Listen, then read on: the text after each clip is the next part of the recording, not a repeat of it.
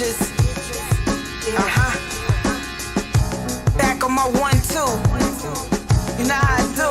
Sneaky right here.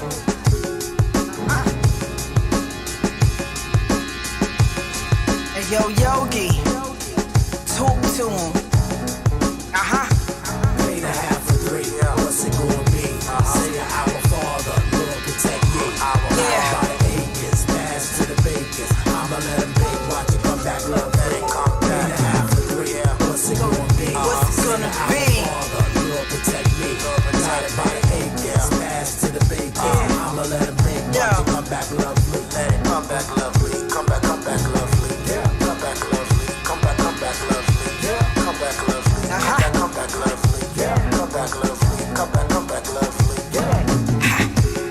I box the devil with my eyes closed. I know these hoes prayed my demise was close. Cancer balls, they still post and post. Toe tag him and drag him, I'm with all the smoke. The devil couldn't hold me, now he own me. I own heat, I'm still me, still street. Leak verses, 50 still in the Birkin. I keep purses, I keep murking. I turn the devil's Prada into nada. Versace silk is the alma mater. Word of Donatella, pussy magic like Penn and Teller, rap whisperer. If I'm out of my bag, the gap lifting you up. 3 pedals, foot off the clutch. If it's not Fonto, roll a Dutch. Backwoods got a different touch. Wheezy voice, word to George, wings on my back, I'm moving up. Made a half for 3, what's it gonna be? Say our Father, Lord protect me. Our by the acres, pass to the bakers. I'ma let them bake, watch it come back, love, let it come back. Made a half for 3, what's it gonna be? Say our Father, Lord protect me. Got it by the acres, pass to the bakers. I'ma let them bake, watch it come back, lovely. Let it come back, lovely. Come back, lovely. Yeah, come back, lovely. Come back, lovely. Yeah, come back, lovely. Now watch this. Come back, lovely. I'm just getting started. Back to these rap bitches, I'm too different. Max spitter, these broads bitter. I'm too much in the booth like I'm Tigger. Words that paint Basquiat pictures. Maya Angelou, the scripter. Sade lips pucker up, these niggas can't get enough of her. Kiss her life, ready to run them up. A band on my feet, I show up. These bitches feel defeat, it's nothing.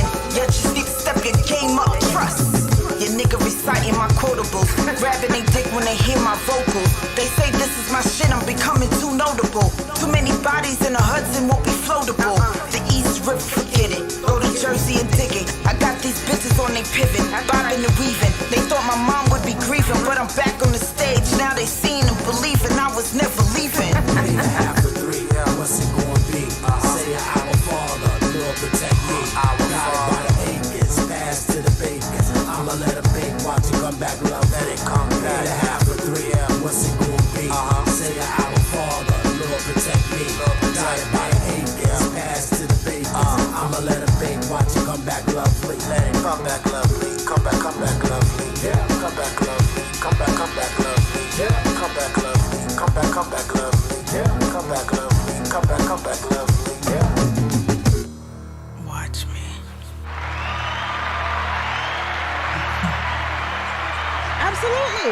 Absolutely. Yo, we are back, and I know, like, y'all don't know, but that music that was playing, that was living legend, independent queen of MCing, Honey Dinero. Make some motherfucking noise for Honey Dinero. All that. Yes. Thank you. You know what I'm saying? We got Honey Dinero in the building. We got Platinum Plus P in the building. So we actually got Bronx and Queens in the building, right? Because I always thought you was from Brooklyn. It's a debate. Yeah.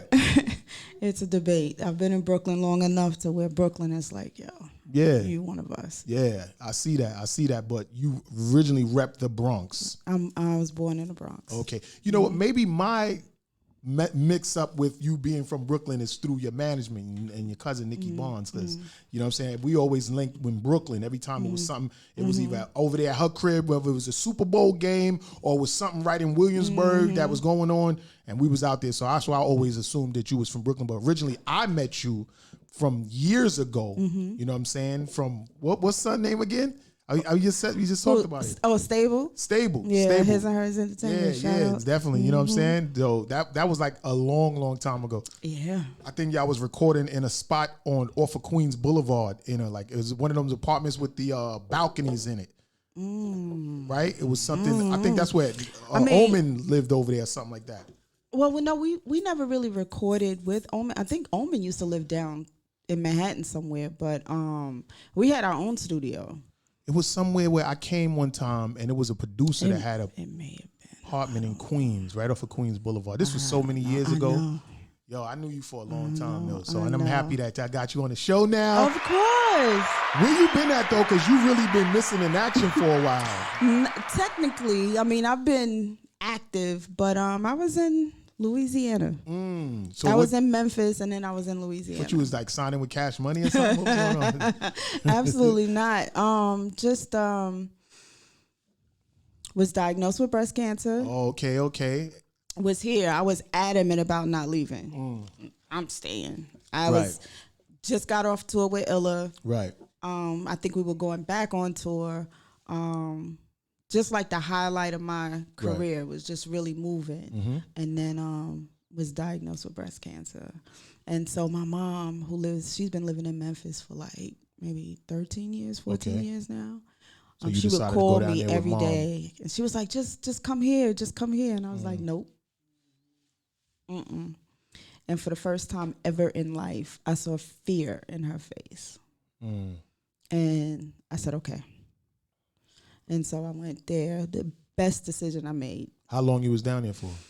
Because you was missing in action for a minute. I think 3 years, Okay. if anything. Let me see. So I was diagnosed October of 2018. Right. Left in November. So all of 19, I was going through treatment until February of 2020. And then, I get these medical bills, $174,000. Ooh. Savings is gone.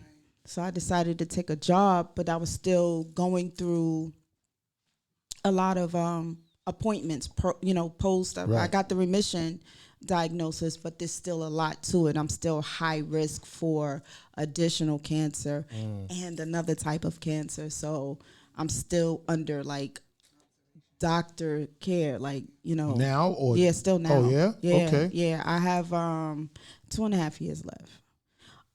The third year is a high death rate. So I have to be extremely careful in what I do, what I eat, who I'm around, that kind of thing to make it over that third year threshold. Right. And then once I get to 5 years remission, then I'm on the low end of additional cancer and the return of the original breast cancer. So breast cancer, you had breast cancer. Everybody know what breast cancer is. A lot of us men, we don't really understand it, but so we automatically know that when women have breast cancer, we assume that they have to get their breasts amputated off. Did you have to get your breast amputated? But it looked like you still got your breasts. Yeah, I mean, my surgeon did a very good job. Okay. Because you always was busty. You know what I'm saying? Yeah, I was super. Right. So they took it down a little bit. They removed all the breast tissue. And then, they removed all the breast tissue because I wanted to decrease my chances of the breast cancer coming back. So let's take it back. Everyone, both men and women, have a breast cancer gene. Right. They have the BRCA1, which is breast cancer 1, and BRCA2, breast cancer 2. Right. So my breast cancer 1 gene has a genetic mutation, in it, and stems from my father's side.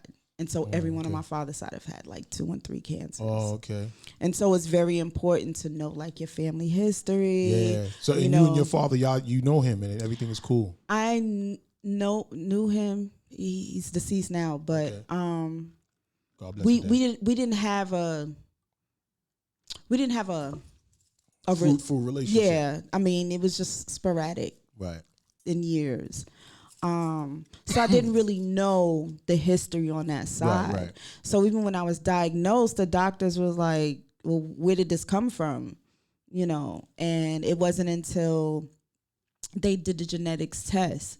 So I encourage that if you know that your family has some sort of history of your grandmother, your uncle, or someone, and it doesn't necessarily have to be breast cancer, but if there is a history of cancer in your family, then what you have to do is you have to push these doctors to get that genetic test, and I think they should do the genetic testing first. You know, they say when you turn 40, you should start getting mammograms. I think that's a crock of shit, to be honest with you. Why you say that? Like, when do you think people should start getting because mammograms? I remember going to my doctor saying I need a mammogram, and he was telling me I was too young. Meanwhile, something was brewing in there. So if the genetic testing was done and there was and they would have found the mutation, probably. I really believe if you know that there's a history of cancer in your family, push them doctors. Push your doctors to if not the mammogram, push your doctors to get that test, that genetics test. Because like, okay, you remember a few years ago, Angela Jolie was a big thing. Right. You know, they made a big thing about it in the news and how she went and she got a double mastectomy because she had that genetic mutation in her, you know, she was genetic, aware of it before. And she was aware of it. So the double mastectomy, what they had to do was, so I was triple negative.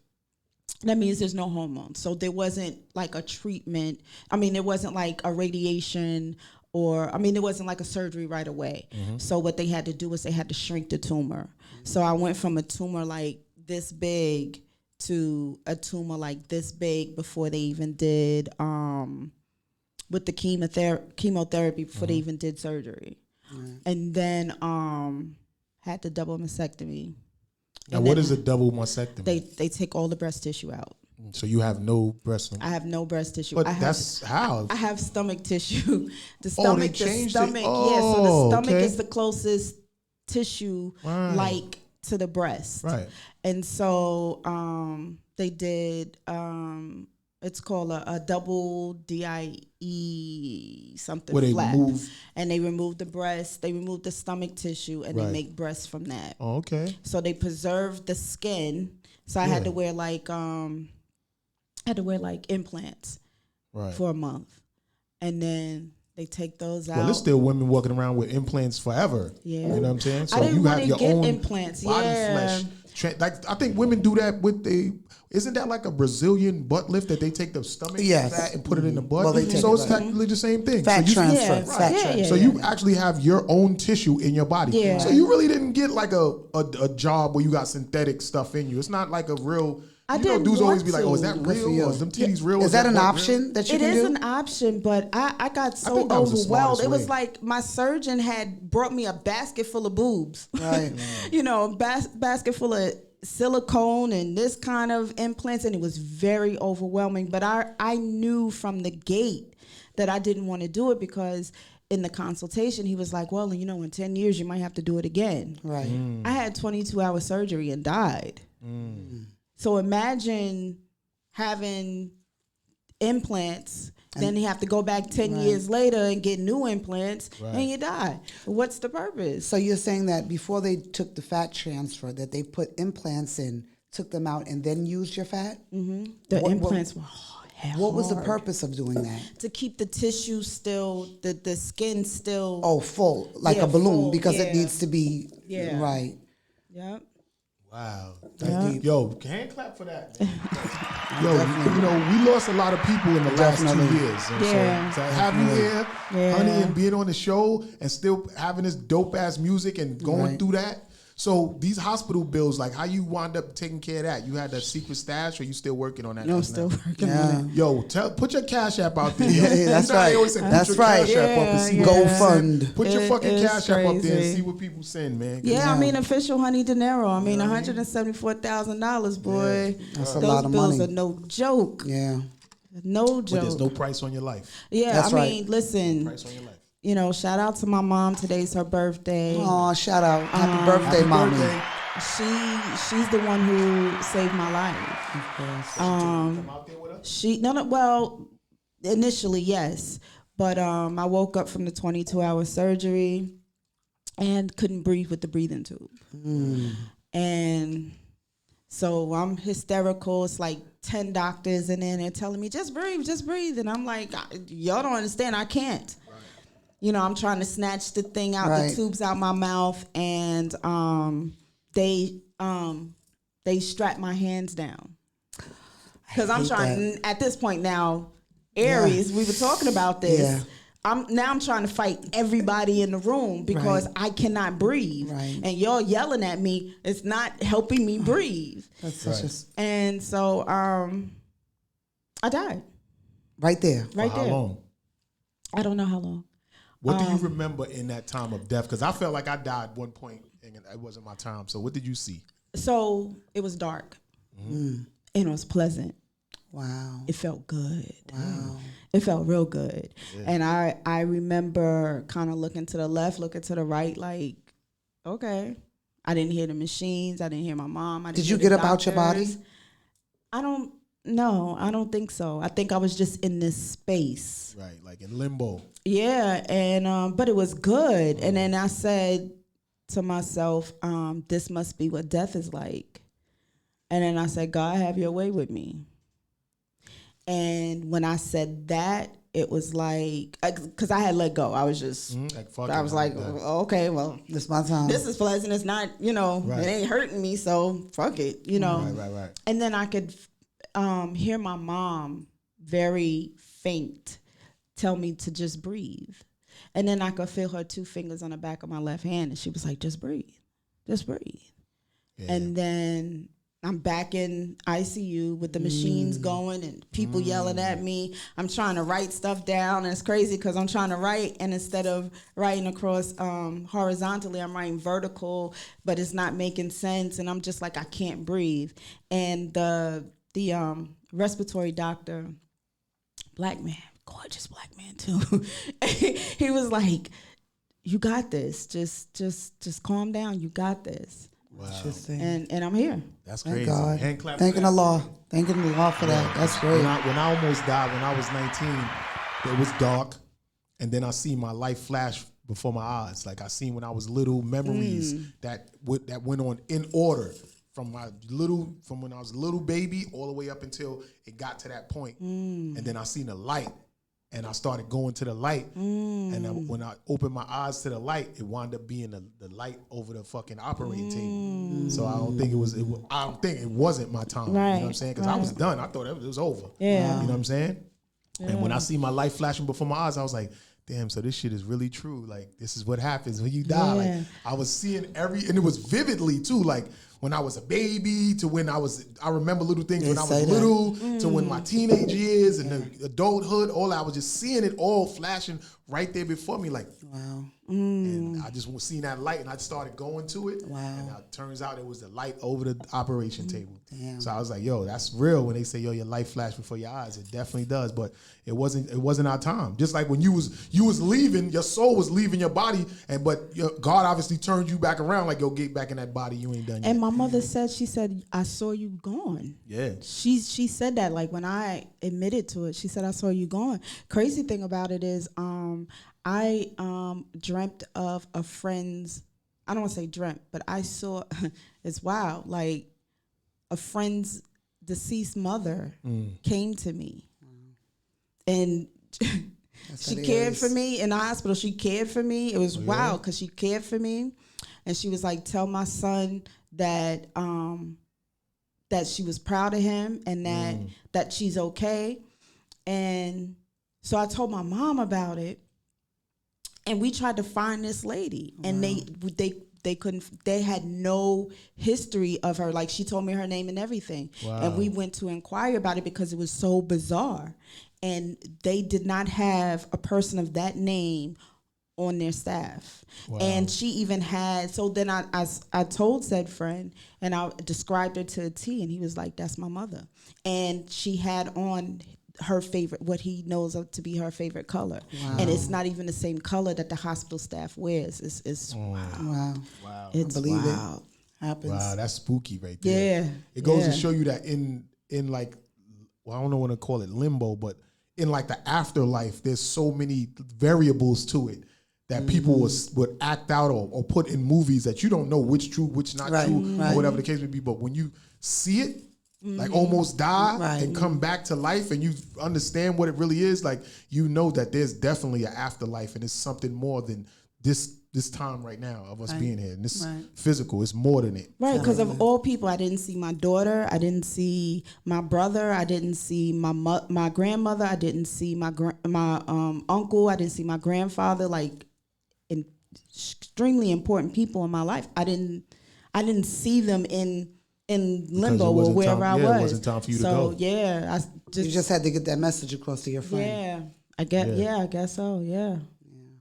Wow. Well, I never had an experience like that, but I've just done a lot of research on that. Only because someone close to me, I just recently got killed, my baby sister. So I wanted to know. Sorry. Thank you. I wanted to know what was going on. What I needed more understanding. So, along with my Islamic teachings and with story, yes, I'm Muslim. You know, with that Islam and with stories like with both of you of what you're saying, right? It correlated to give me the understanding that I know that what you're saying is true, because doing the research and then, like I said, going back, believing in what Allah said, this is what happens. It was too much identical. Right. So it gives you a sense of, closure, so to speak, because you don't know what it is and what's happening. But that good feeling that you said is what we, know, and because she was killed, my sister, also in Islam, we believe that person who kills you when you get killed innocently, they take on all of your sins, which is great, that, he took on all her sins. And I know that now she felt that good, she couldn't fight it. Right. It was her time, but at least I know she feels good. It was a good thing, which I've always known, but to hear someone in the flesh say it, how rare do you meet someone to say that they died and came back? Yeah, I mean, it was no fiery pits of hell, and it wasn't like purgatory as they describe purgatory. People just that was your experience, right? Because some people, you got some real bad people out there. As soon as they die, they spirit leave their body. Go straight. It's already it's already on them. To kill them again. That's right. They get killed over and over again. You know what I'm saying? Horribly. Just that's all they remember from all of the murders they did. That's right. So ours were that we were more pure than other people. That's great. And it wasn't our time for us to come back. Right. It wasn't our time. So we probably wasn't going to see that deep into the death process because we was just right there. And that's why you was able, like when you was going away, because you gave up. But obviously that spirit or God was like, look, you're not done yet. And that's how you started vividly hearing your mom. Back, just breathe. And it was getting louder to you to come back to your body. But it wasn't our time yet. So salute to that. Deep, that is definitely. not being our time. Yeah. And I survived COVID twice. So, you know what I'm saying? Like, I feel like I'm invincible. Not that I'm out here doing crazy, wild shit to get into nothing. But as far as, like, little sicknesses and things like that, I'm very precautious. I go to the doctor and things of that sort. But back to what you were saying, I don't know my father. So I don't know what ailments him and his family has on his side of the family. You feel what I'm saying? So I did that 23andMe to hopefully try to find it. But it's so tedious to stay on top of it and go through every email and be dealing with every little thing that they send you. So we'll see what comes out of it, but I don't really know whatever type of real serious sicknesses that I could have inherited from that side of my family. Absolutely. You know? And it's imperative to know that. It is. I mean, and actually it was by chance. I was looking for him, just thought you would like to know your daughter has cancer. Right. And reached out to a relative I've never met before, but she introduced herself to me through Facebook. And shout out to Facebook, because you can find a lot of people on Facebook. Definitely. Yeah. She said, do you mind if I, she said, well, did you, a month later, she was like, well, did you hear from him? I was like, no. She was like, well, do you mind, letting me in? Because it sounds urgent. So I told her. And 15 minutes later, she gave me a laundry list of relatives and their cancers. Wow. And so I took that to my doctor and the psychologist and the woman who does the genetics. And they figured it out. Wow. Oh wow! So thank you to that family member. Definitely. Yeah, absolutely. You know, shout out to Arlene. you for being open to her, because you could have been on Absolutely. some sour shit. And like, I was at first. Not like that, but I was just like, I don't know you. right, You know? exactly. Are you really my relative? I don't Right. know, you know, but you know, I every step when I found the lump, I was jonesing on the phone, and I just happened to just brush across my breast, and I was like, what the hell is that? And I got off the phone. I called my mother. I said, hey, I think something. I said, you think I should go to the doctor like right now? She was like, yeah, because my doctor was 5 minutes away. Right. And I did, but I knew. And then the story behind that is this lady was struggling with like 5 kids coming in the door.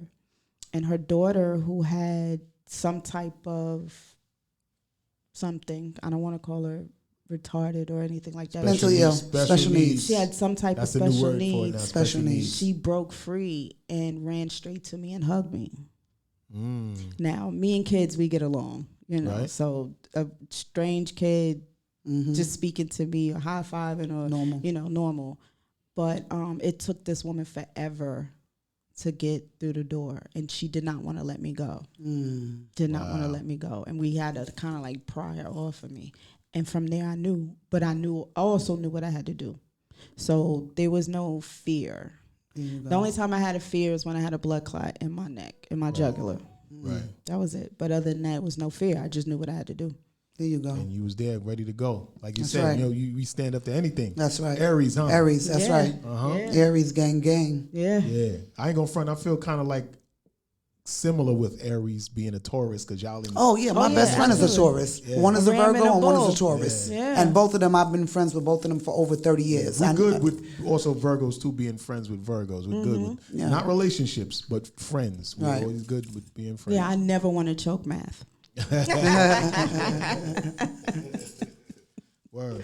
So, well, look, now that we got that in-depth info out the way and everything like that, and I'm happy that you're here and everything is a go, and we still got, 2 more years for you to be on the lower side of worrying, you know what I'm saying? So we're going, you know what I'm saying, keep our prayers up. You know what I mean, for you to survive appreciate all that that. shit, and it just goes into remission forever. Yes. And you don't have to appreciate worry y'all. about that again. But in that time, we're going to have to do a whole bunch of music and a lot Oh, of shit of course. together.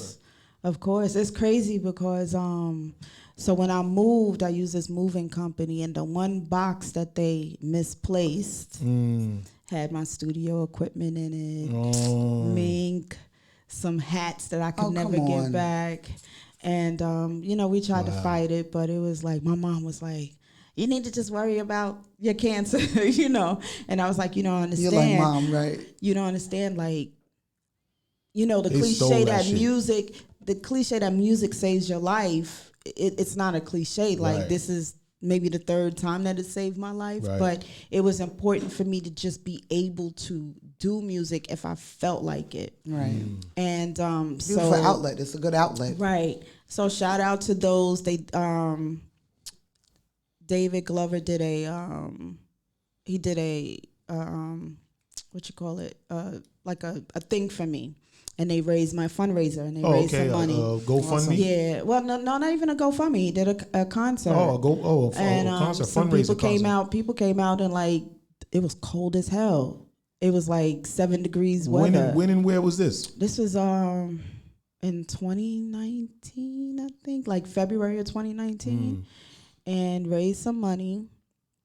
And shout out to my homegirl Gemini. She did not put not one dime in her pocket. I mean, it would have been fun because she was collecting on my part. And she just, you know, and she added to it. And what I did was I bought new studio equipment. Oh, okay. And I was able to create Pink Honey. Oh, and okay. Pink Honey was the whole experience. Like that name. I have the doctor's diagnosis when I first went to the doctor. I have, you know, an expert in there when my mom was like, just breathe. Like, I used all of that in the music. Wow. That's awesome. That's dope. So what, you just had like your phone recording while you was in there?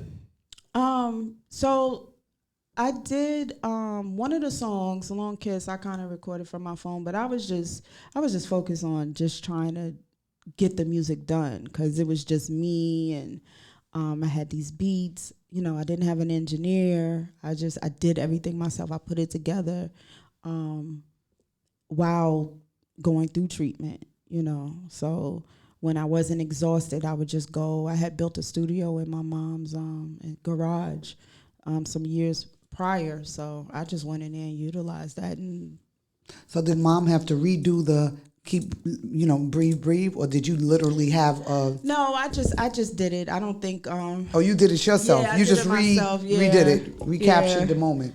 Yeah, because I just she didn't want me in a garage anyway. She was like, it's drafty, and she was being very mommy, So, and I love so it. you That's created right. this whole project Pink Honey off of the whole experience of you going through this breast cancer situation. So, Yep. so what is what is honey caviar? What is that about? It's like that smooth feeling. It's real.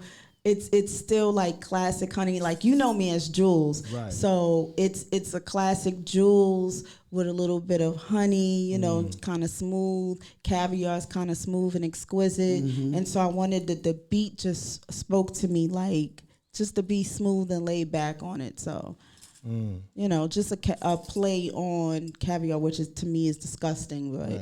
it was a play on it. I happen to like caviar is kind of smoothie. nasty. I'm to me. sorry, I happen to like caviar. Oh, okay, I'm sorry. Oh my God, you What ever you like had it on crackers or just a spoonful? crackers? You ever had white caviar? I had a lot of caviar. White caviar is orange. I don't know. I just Yeah, don't. I ate that with the Russians. Okay. Oh, that white caviar is good. Okay. Well, you're We gonna have to hang out with anyway, you. right? Yeah, well, I don't like to put no labels on with it because I'm going to eat macaroni and cheese.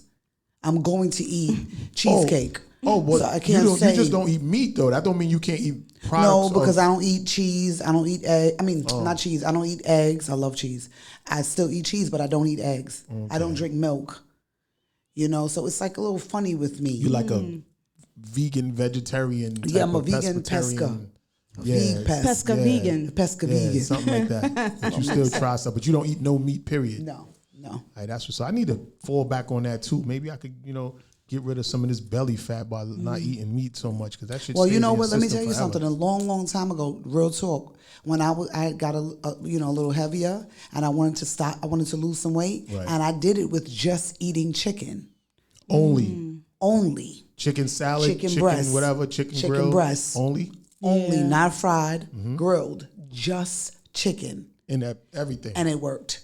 And how much pounds you lost? I lost it all at that time. Whatever I wanted to. So what are you lose, I doing lose. now to stay so trim and fit? No, well, I dance. Oh, okay. Yeah. Well, yeah, that's right. We're gonna get to that. So we got Platinum Plus P in the building. We got Honey Dinero. We're gonna go into a couple of records, and then we're gonna come back in Platinum Plus. She gonna talk about AKA Nikki Mohammed, Queens all day. So we're gonna go into a couple of records, and then we're gonna come back more. This is Grindhard TV podcast. You already know your boy Worldarama in S.STREET Media. We're gonna be back with more.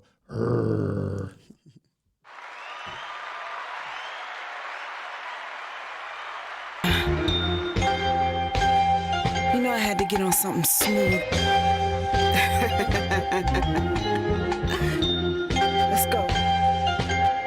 Yeah. Fan blowing on me like Beyonce.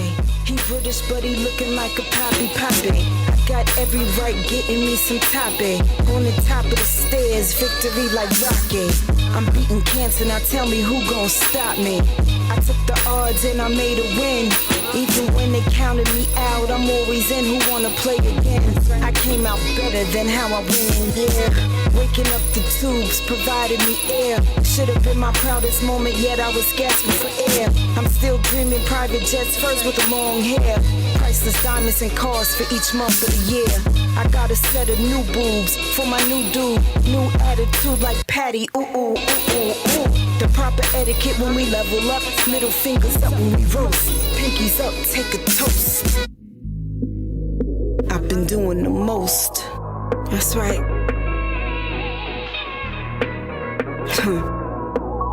Come on.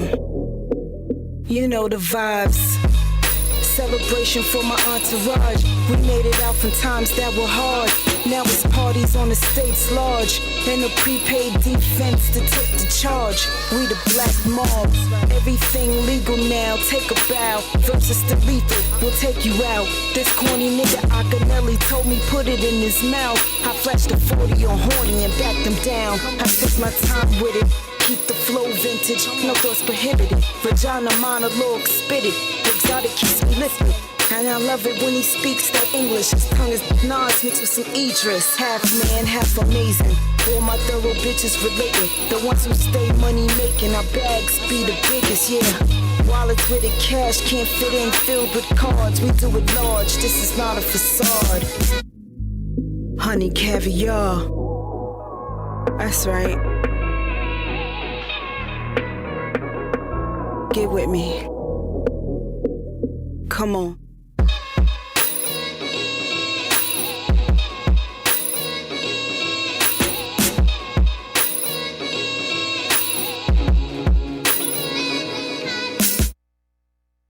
I'm what you call a boutique.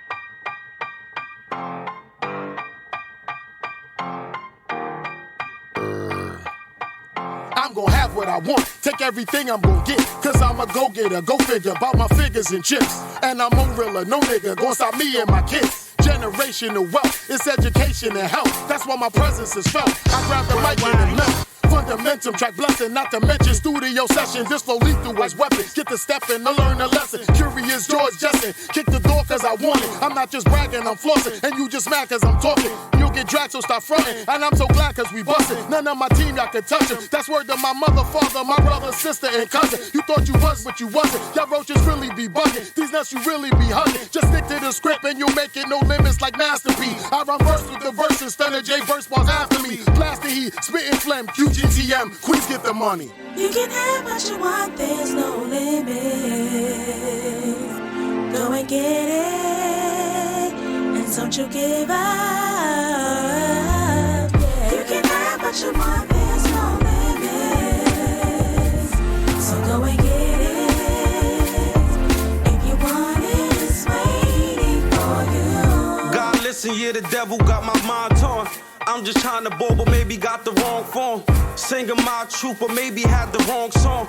King of my city, call me Stunner J. Kong. Sky's the limit, I'm a star in my own space. They wanna judge, quarters in order, yeah, I'm a whole case. Stop playing, put my name up in the Hall of Fame. The only one to pop out the bunch, special vein. I'ma teach you how to ball, know the game. I put feeling in this shit, so yeah, I know the pain. All my life I'ma get it. I know these haters ain't with it, and watch they never admit it. Every show I'm a killer. You can have what you want, baby, sky's the limit. I watch niggas give up on this shit cause they didn't listen. I had to go my own way, go different paths. Couldn't rock with certain niggas, it'll never last. Yeah, yeah, yeah, yeah. You can have what you want, there's no limits. Go and get it, and don't you give up. Yeah. You can have what you want, there's no limits. So go and get it. If you want it, it's waiting for you. You can have what you want, there's no limits. Go and get it, and don't you give up. Yeah. Worldwide, you know, we outside. Yes, sir. I'm with it, DJ, let's get it. Let's go. Take that mask off, shake that ass off. F that beef, no gas to pop off. Spend that stimulus, check it, bird off. This year, every DJ gon' blast off. Take that mask off and shake that ass off. Take that mask off, shake that ass off. Take that mask off and shake that ass off. This year, every DJ gon' blast off.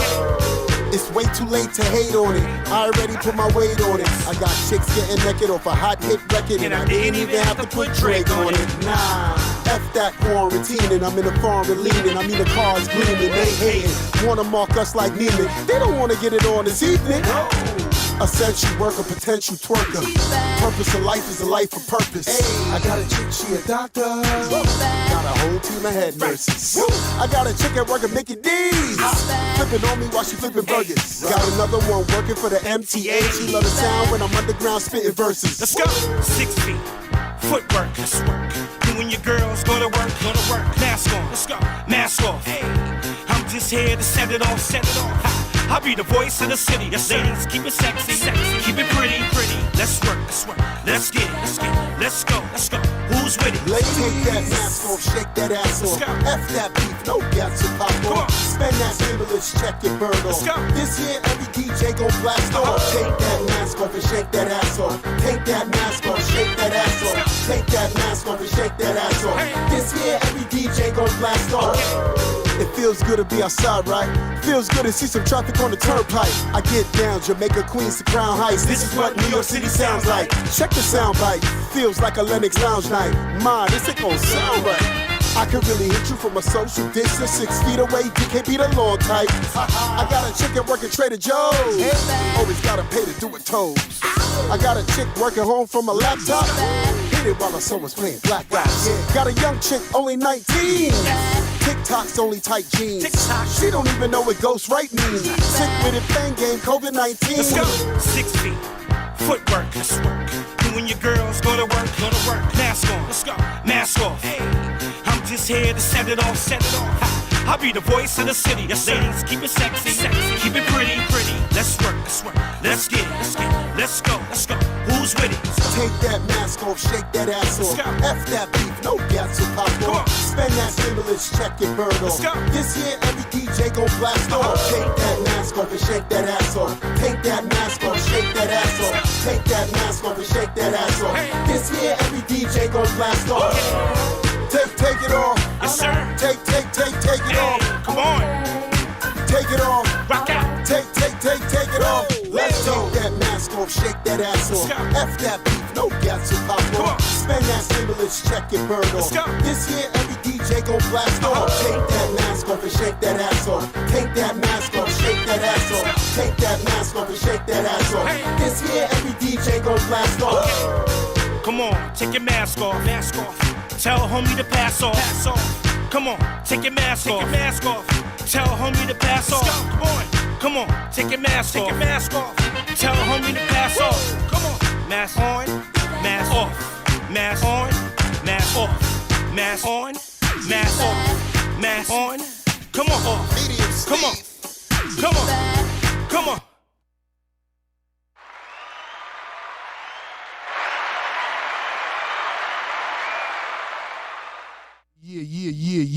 Yeah. So I played Honey Dinero's banging ass fucking record, you know what I'm saying? Honey Caviar off the project. What's the project that you made?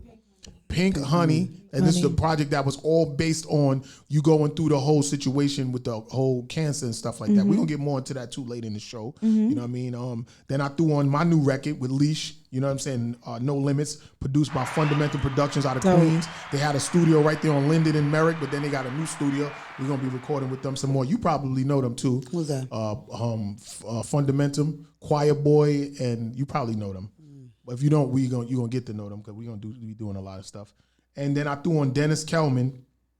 He got this record, Take That Mask Off, and it's about taking the mask off now that COVID is over. Stop fucking worrying about breathing with this mask on and just take it off and dance and have a good time and party. The record is real fun, fire, it's lit, you know what I'm saying? The lyrics is dope, and he's representing Queens too, so you know what I'm saying? Shout out to my dude, DJ Johnny Wishbone. He from Corona, Queens, a legend DJ from back in the days, living legend.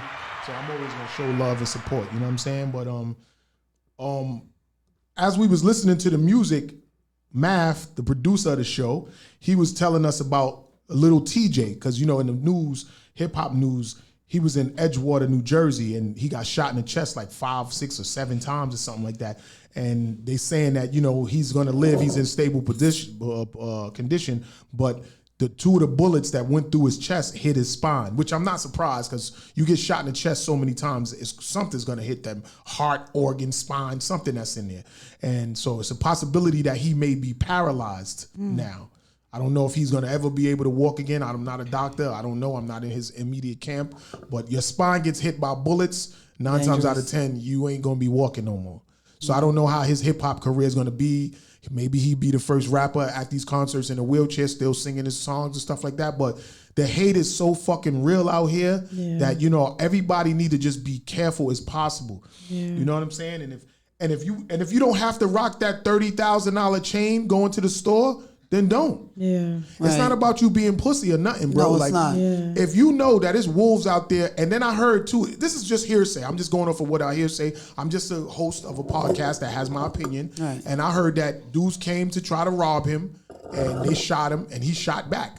Or somebody that was with him shot back. This is why they found another guy in the gas station, like maybe a couple blocks away, that was shot up. They said they caught 3 guys that was involved with it, but it was another guy that was shot up in the gas station a couple of blocks away. So either that was one of his friends that shot at them and got shot when he got shot in the chest, or one of the guys who he shot that was trying to get away after they shot him. You know what I'm saying? So you live by the sword, you die by the sword to that person who got caught. But for Lil TJ, bro, you got some dope ass records, and it's sad that this happened to you, because I feel so bad that Pop Smoke got taken so early because his career was so promising. He has so much good music that I would love to see him being interviewed or having new videos for and shit. He was a very promising artist, and I really loved his music. So for him to die that way over jury, because them guys that bum rushed in that house, I heard they was trying to take the chain, and he was fighting them. Did you hear that they tried to break up his mausoleum?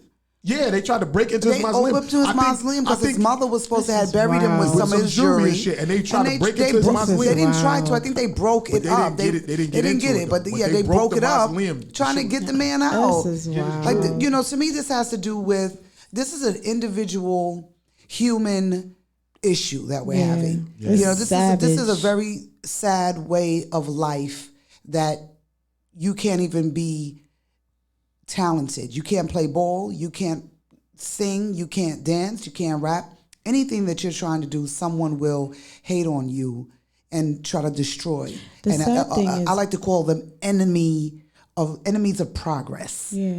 This is what they are. They are enemies of progress. You know what's crazy But it's about only you? us. It's only. I don't think so. It's in And other it's in the communities world. too. I just think it's the world.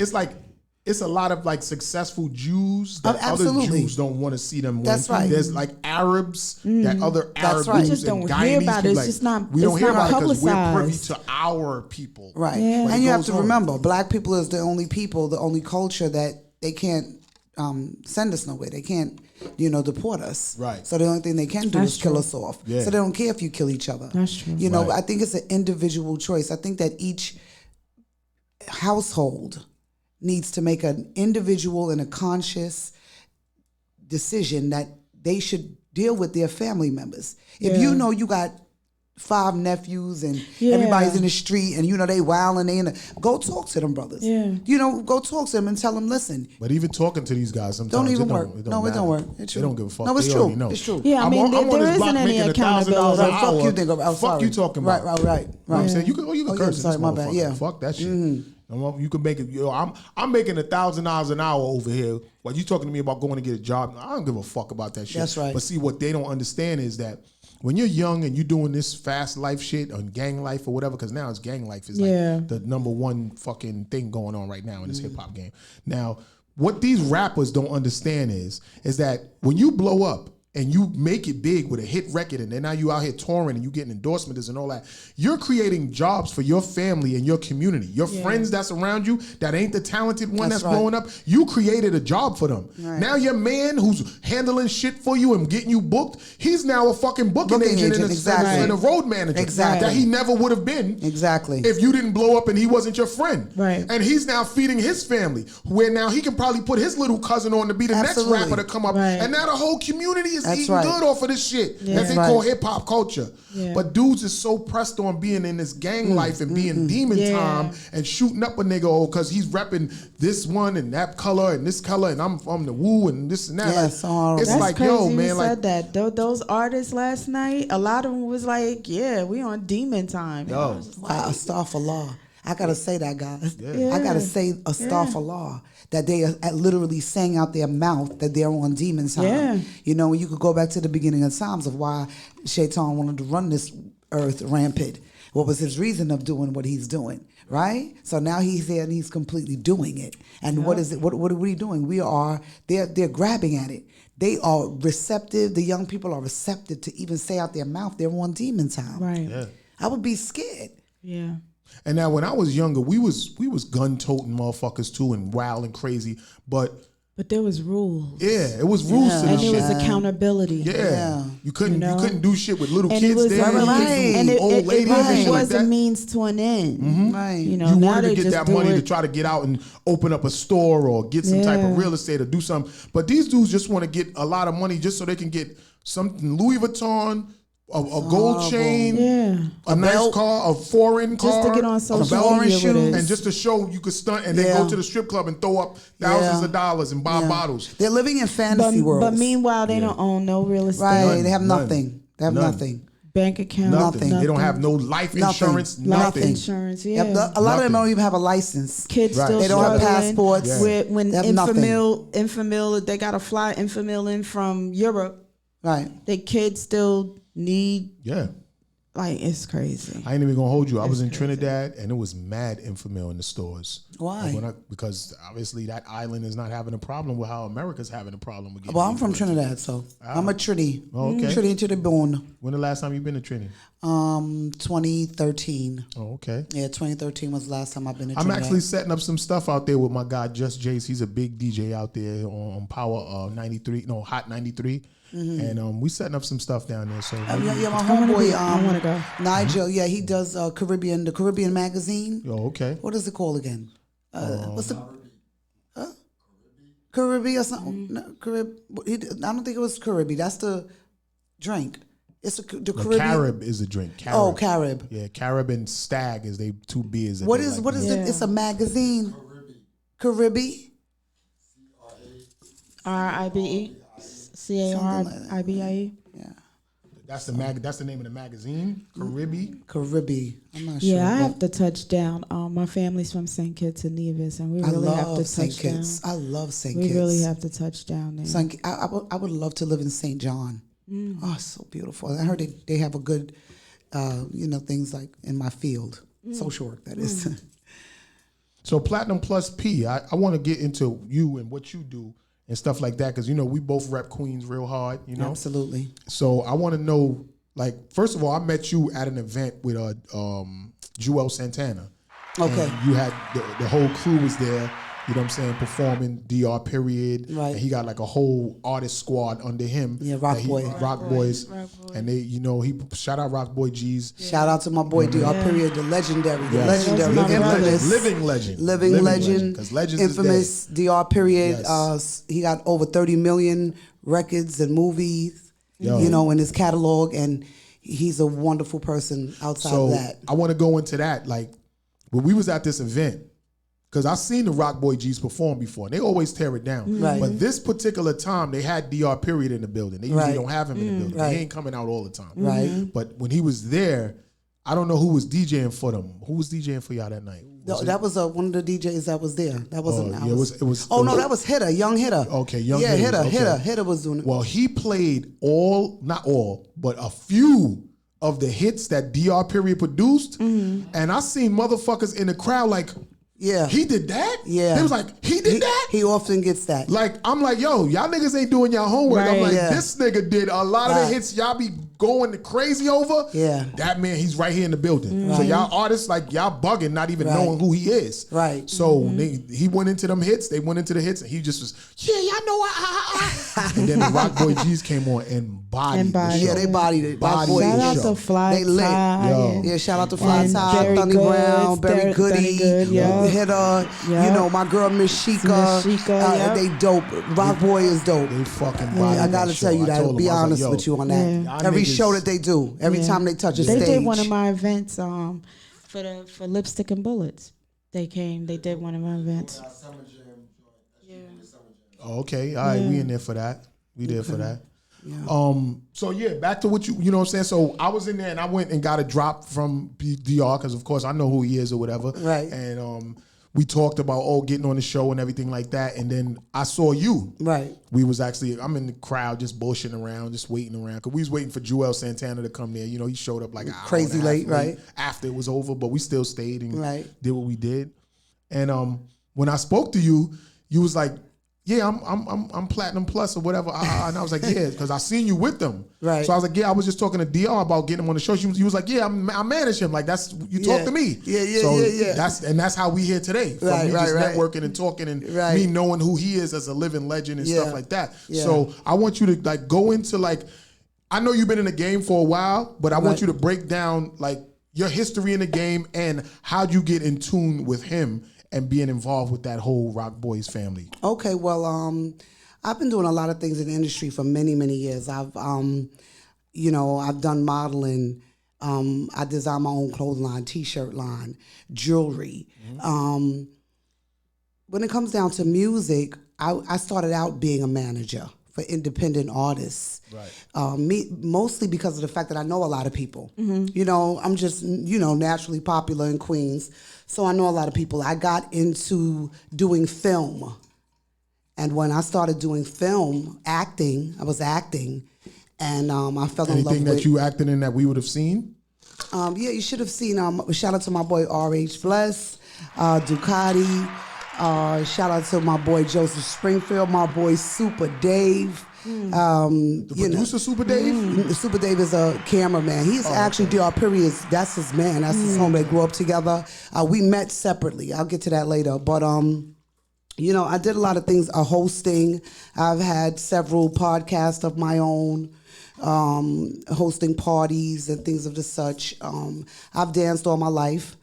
Professional dancing. Professional dancing. Stripper? No stripping, no taking off clothes. Professional dancing, from ballet to hip hop. Did you ever go to Bernice Johnson dance school? No, I didn't dance with Bernice Johnson. I danced with Audrey Lawrence. Okay. And she's excellent. She lives in Florida now, and that was my dance teacher. I love her for many different reasons. I'm not too keen with my left to my right. So when you're learning to dance, it's in the mirror. And a lot of times you kind of off. So a lot of times I was off. I could dance, but a lot of times I was off. And she used to always tell me, "Don't worry about that. Do what you do." That's how I started. And out. I love her for that because she gave me that confidence that don't worry if they on the left, you on the right. No matter what, do what you're doing. You still doing the step. Right. And that's how I ended up, really dancing through high school. Now, Queens started the day party. You know that. We started the day party out in Queens. Shout out to the Women's house Circle. party. We started a house party too. Yeah, we started a house party too. So shout out to the Women's Circle and everybody who did start the day parties a few years ago. So when we started going to the day parties, naturally, it's Queens. I know everybody that's in Queens. Shout out to everybody in Queens that really, truly love me. And I was born in Brooklyn. Me too. Yeah, so I'm a Brooklynite by heart. Brownsville. So I moved to Queens when I was 8, Southside Jamaica, Queens, 134 New York Boulevard it was. Yeah. So I grew up in that era with Supreme Team. Yes. And everything like that. I grew up with, the Black Just, all the motherfuckers. Yeah, Black Just, anybody, Corley Wall, everybody and anybody that's from Southside Jamaica, Queens, I definitely know them. So you know Boo Boo? Yeah, I like. It's funny when people ask me about Boo Boo. 50 Cent. I like to say that everybody knows who he is. Yes, he was a wild holy terror back in the days. I've been hearing about him because when I moved to Queens, I moved to East Elmhurst, Corona area, but I knew other people from other places. And my dude Stone used to always talk to me about his cousin Boo Boo, like my cousin Boo Boo, so much. And Bad he turned boy. out to be 50 Cent. Like Bad little boy. But his whole crew, everybody, people see Boo Boo, he's a big star. So the way he is and the way he carry himself, that's how we are from my hood. Yes. Everybody Queens. from 134 and God grew up from the back blocks where we are from. Right. We got our own little hood. We got our own little sandbox. Everybody's like that. Like, really, them niggas from the back blocks ain't no joke. Them niggas they really ain't no joke. They be banded from the boat rides. I used to go to clubs. They used to say, Nick, if you are the only one in your crew with heels on, you're not getting in. Because that means my boys can't get in with me. Because they wildin'. Right. Boo Boo and them is a little bit younger than me, but we have known each other all our lives. We grew up together. So I like to tell people it's not a matter if I know 50, it's a matter does 50 know me. Right. So 50 know you. Definitely. He better. 50, he better. I got Platinum Plus P on the show. He better. He better. He know me. Nikki Mohammed. He know what it is. You know who Nikki Mohammed is. I love him though. I love him. That's right. Salute Queens. to you too, 50. That's right. I'm very proud of him. Salute. I'm mad happy. Yeah, very proud of him. When I see him, I literally when I see him perform, or I see him now as a grown man, Yes. you know, to become so successful, Yes. I feel like a mother looking, and I'm so proud of him. Yes. I'm so fact proud that, of and the him. fact that he's representing Queens so hard Yeah. and being so prevalent and relevant in the game Yeah. and not taking no bullshit Still. either. Dealing with these major corporations and still Smart putting his man, foot on their smart neck. man, smart. Still putting his foot on their neck Yeah. and giving jobs to people. Like the girl Courtney Kemp, like he put her in a position, she helped him by being able to write and come up with all of this, but him being who he was and Exactly. his popularity and having that Suge Knight type of Absolutely. vibe and still Yeah. make shit happen with these corporations, like Yeah. that put a lot of people in position, man. And I understood, like, when he started having falling outs with certain people saying, you know, I can't carry dudes all of the Wow. time. I That's put you right. on, you got to know how to keep it That's going, right. because he's been keeping this shit going for a long time. Yeah. And I'm fucking proud of that. And it took motherfucker, me you a know what long I'm time to really understand that. In the beginning, I was salty. Yeah. You know, I was one of those people that used to be like, damn, son, why you not putting me on? I grew up with you, bro. Right. Like, I want to do this with you. I want to do that with you. You know, I went to go look for him and everything. Right. And, you know, and I spent the day with him and it was great. He was, you know, I know him. We you know, we love each other. We from the same sandbox. Right, It's different. You know, but I understood him. It took me some time to understand professionally in this business why he made some of the decisions that he made. Right. You know, and why he couldn't do some of the things that me, maybe personally, or some of the other dudes that we grew up with, why he couldn't do the things he Right, did. And right, I right. totally understood him. Right. It took me maybe 2 years into Platinum Plus P Entertainment, Right. which I started after the day parties. Okay. About the same time as the day parties. I was going to the day parties, me and my whole crew, Platinum Girls, and, you know, people would tell the promoters, yo, who's shorty with the red hair dancing on the stage? I'm dancing on the bar, dancing on the speaker. You know, make sure her and her girls come. We turn it up, you know. Life of the party, regular airy shit. I'm all over the place, know everybody, you know. Dudes, that's dudes, they saluting me. Big niggas. Right. They see me, they salute me like, you know, I got good street cred. You know, I started hanging out in Far Rock when I was about 14. Okay. Got with some big ass drug dealers out there. And started getting money with them as well, where my niggas from the hood now had already taught me that. So my chess box game and my everything about me is like really dope because I grew up with them, you know, True and Kev and, you know, Zach and some of the guys that was older. Same guys who Boo Boo grew up under. Right. Same guys. So you I knew the learned guy, that. you knew the guy Knob? There was a guy named Nobby out there. Nobby? Yeah, everybody was talking about him back in the days. You know, I might know his real name, but you know, 'cause I definitely possibly know him. There's people that know me and they in jail and they be telling people like, Right. you know, yeah, I know her, I know Shorty, I know Nikki. So when did you really start like managing? To be in effect like Well, I didn't start managing. I always managed. I have a personality where people see me and think I'm automatically managing. Right. So I kind of fell into that. So you wasn't the type of girl that was around like some of these big time drug dealer dudes and popular shooters in the hood, and they wasn't just looking at you as, oh, she just somebody that's fucking him. Oh, no, You was no, like I didn't the play that. sister role. No, I didn't play that. Plus, they didn't play that. Right. The dudes from my boulevard, they didn't play that. Right. They was not allowing me to go to the Baisleys. They wasn't allowing me to go to the 40s. They used to be like, nah, Nick, you are unforbidden fruit. Don't do it. Get your money, go to school. And they used to give me money. Right. I mean, keeping it a stack. Like, you don't got to do nothing. Here goes some money. Go buy your sneakers. Do what you want. Here goes some extra money. You don't got to do nothing. And I started working at 14. I started working at Foot Locker in Green Acres Mall. So you had the hookup right there. Oh man, yo guys, let me tell y'all something. Nothing was like life we was growing up with. Yo, the niggas from the projects used to come in the Foot Locker. Them niggas used to, I swear to God, Buy Supreme and everything. them. I want to roll. Yeah. I want the Paulie and them whole used to roll. be Put like, those we sneakers want, to the side, we especially when want them 10 of Jordans those. come We want in. 10 of those in the size 5. We need 10 of those in size. Give me 3 of these Adidas suits, leather Adidas suits. Remember leather Adidas Yes, suits? shit was expensive. So I mean, I used to make, no lie, like $3,000 a week, and I was 16 years old. My boy Bar Kim from Hollis, he was working in there and lied and said I was a little bit older than I was, but I wanted the job. Right. You know, I was used to getting money, drug dealing money, Right. even though, you know, whatever. I was really doing things, drug dealing with guys, you know, Right. getting money, counting money. When I got the Rockaway and started hanging out with them big drug dealers out there, that was it. Mark, Love, Dave, Kenzu, you know, some of them niggas is gone today. Right. You know, some of them's locked up. Right. You know, but I really got a lot of money with them. K-Mel, Kenzu, oh my God, Manny, you know, so many, Elliot, Rob, and all of those guys is dead today. Right. But they was really getting money in the 80s in Rockaway. And then so what I learned, I was able to go, I was learning both ways. So now I'm good in Rockaway. I'm already ill in where I'm from. And then I ended up going to Andrew Jackson High School. Right. Once that happened, it was like, okay, now I'm into everything. I'm being around everybody. My cousin's dancing for Slick Rick, you know, so now I'm definitely into it. I'm using what I got to get into everything, you know. I'm intelligent at the same time. I got a little look to me, so I'm going to get in.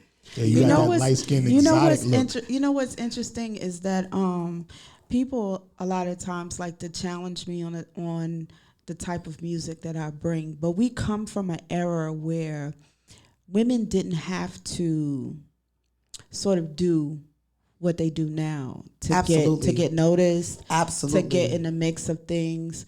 And I've had to explain, like I was often put into positions from the drug dealers, from the cousins that was in the mix of the streets, and learn the streets and learn how to get to the bag a different kind of way than on the pole or fucking for it. Yeah. So it's refreshing to hear your story, because this is exactly what I rap about, because there are these they're still happening today. My type of women, you know, that I rap about, that I am around. Right. But they're very, very few and far in between. What I'm noticing is that, not that it hasn't always been that way, because I could have slept with a lot of people in the industry already. I'm you know, a lot. I've never done that. I never will. I'm not getting on my back or on my knees for nobody for nothing. If you can't look at me for what's going on in my brain, then I'm not going to mess with you. I don't care who it is. It's not happening. Right. And we can get to it another kind of way. If I'm going to deal with you, I'm going to deal with you because I like you. Thank you. That has nothing to do with what getting to it. We're going to get to it, but we're going to get to another kind of way. So salute to you, because it's refreshing to hear that. Yeah, no, I definitely wasn't going to do that. And I came in contact with a lot of people. I know a lot of people from Queens.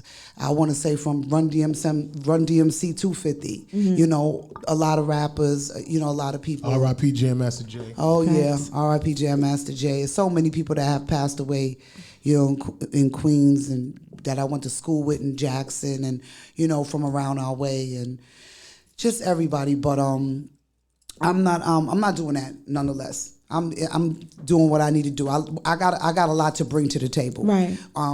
On the back end of it, I'm a social worker. I work in therapy. I work in psychiatry. I studied the brain for 7 years. So it helped me when I was coming over into this field to know how to deal with people. It's so many different personalities, so many different things that you have to deal with. You have to have a thick skin, yes. You know, at the same time, you have to have a good backbone. And you have to know what to tolerate. You have to be educated. You have to know how to speak to people. Back in the days, I was going to get a job with Little Kim.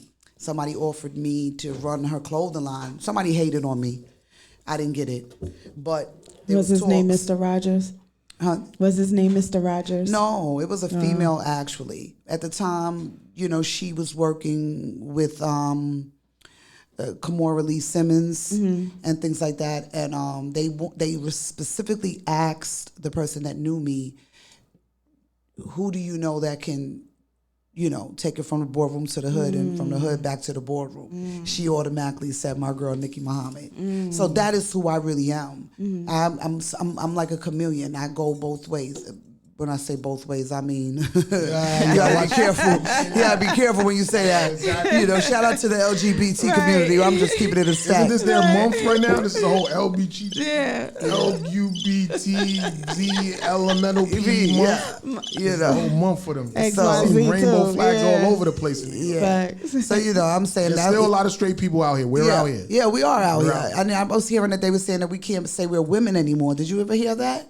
that transgender, I don't know if it's transgender men, they were saying that we are not allowed, a real heterosexual woman who was born a woman will not be able to say that I'm a woman anymore. I'm a fucking woman. But I am definitely a fucking woman and going to So they'll say say, oh, you can't say the W word. Right. You can't say that you're a woman. That's some bullshit. You know? This is what bothers me about this whole what is it, non-binary? What do they call it? Non-binary. Yeah, you know, I mean, I get all of that and I understand and I respect it. I knew they was going to do that once they changed the bathrooms up and they was like, oh, anybody could use these bathrooms because we're all considered the same. Like, nonsense. Get the fuck out of here. If a dude's going in a woman's bathroom dressed up like a woman and he got a dick hanging out in the bathroom, then you a dude. Right. And that's the bottom line. Right. So, but you know. Anyway, so all right. So back to what your entertainment career. Like so now I started Platinum Plus P Entertainment. When I started Platinum Plus P Entertainment, it was off of the day parties and off of, you know, everybody really wanting to come see me dance. And then I said, all right, my cousin Peach, shout out to all the Platinum Plus P girls. We auditioned about 500 girls in 2 years. I based it off of their attitude and off of their demeanor, who they are personally. And my cousin, who has been dancing all her life, and she's completely well-trained in every aspect of dance. She based them off of the dance. We wanted top-notch girls that can do everything from hip-hop to ballet. One of my dancers, shout out to Princess, she dances on Broadway on Stomp. Oh, yeah? Yeah, she dances on Broadway and Stomp. My girls are top-notch dancers. I would love to get them on Dancing with the Stars. So back to now me being a manager.